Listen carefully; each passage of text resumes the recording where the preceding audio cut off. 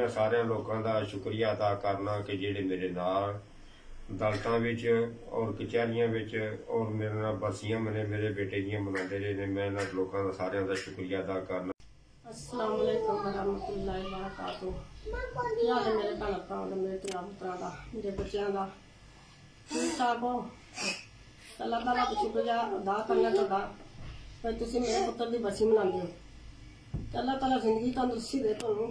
शुभा कम नहीं जेड़ा मेरे पुत्र नाल लगे है। जिन्ने थोड़े नाल भैणां भरा चले ने सब का शुक्रिया अदा करने। मेरे पुत्र की जेह्ड़ी बरसी मनांदे हो ते अल्लाह खैर करे तुहाडी सब दी ते सानूं तौफीक दे को राती रात तुहानूं सारिआं नूं साडी मदद करने दी। साडी को मदद करे सारे बीमार बंदे रहने ते उन्हां दा साडी हेल्प करना। Αν πριν 10 χρόνια το αντιφασιστικό κίνημα αποφασιστικότητα και μαχητικότητα την τσάκισε οδηγώντας το 2019 στον κοινοβουλευτικό αφανισμό της και το 2020 στην καταδίκη της ως εγκληματική οργάνωση. Αν πριν 10 χρόνια δολοφονούσαν οι φασίστες και σπέραν τον εθνικισμό και τον αντικομμουνισμό, σήμερα αυτή είναι η πολιτική ατζέντα της κυβέρνησης Μητσοτάκη και του κράτους της δεξιάς. Η πραγματική πολιτική απειλή που έχει να αντιμετωπίσει το ταξικό κίνημα είναι η συγκρότηση της ακροδεξιάς. Η κυβέρνηση Νέας Δημοκρατίας έχει εξοπλίσει και αμολύσει αστυνομία και λιμενικό να δολοφονούν με σφαίρες και pushbacks τους πιο ευάλωτους και ανίσχυρους Ρωμά και πρόσφυγες. Επενδύει στην εθνικιστική ένταση των ελληνοτουρκικών, σπαταλάει δισεκατομμύρια στρατιωτικούς εξοπλισμούς και στέλνει πολεμοφόδια στο μέτωπο στην Ουκρανία ως πιστός σύμμαχος των ΝΑΤΟ και της Ευρωπαϊκής Ένωσης. Τα αντεργατικά νομοσχέδια και η διάλυση των κοινωνικών παροχών συνδυάζονται πλέον με την ακρίβεια στα βασικά αγαθά διαβίωσης και την απορρίθμιση υγείας, παιδείας, πολιτισμού.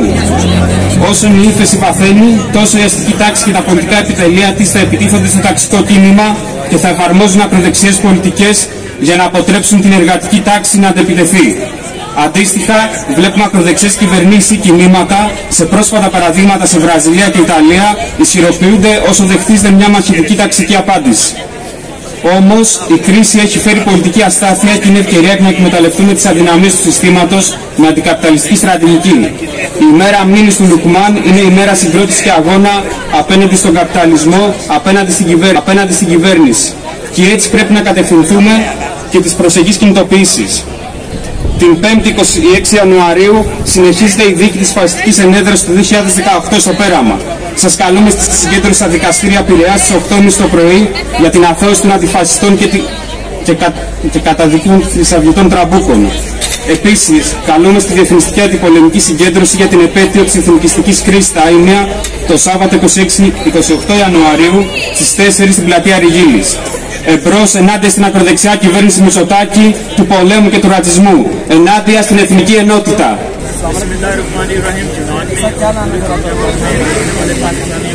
भाई बताएं आप ये वक़्वा कैसे हुआ था, इसको आप कैसे देखते हैं? ना कुछ गरीब हो रहे हैं काम के लिए ना इधर आए थे उसका मार्केट साइकिल पे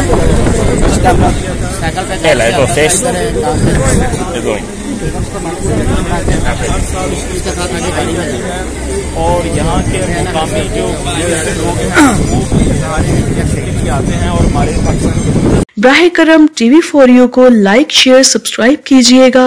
मिलते हैं नेक्स्ट वीडियो में, तब तक के लिए अल्लाह निगहबान।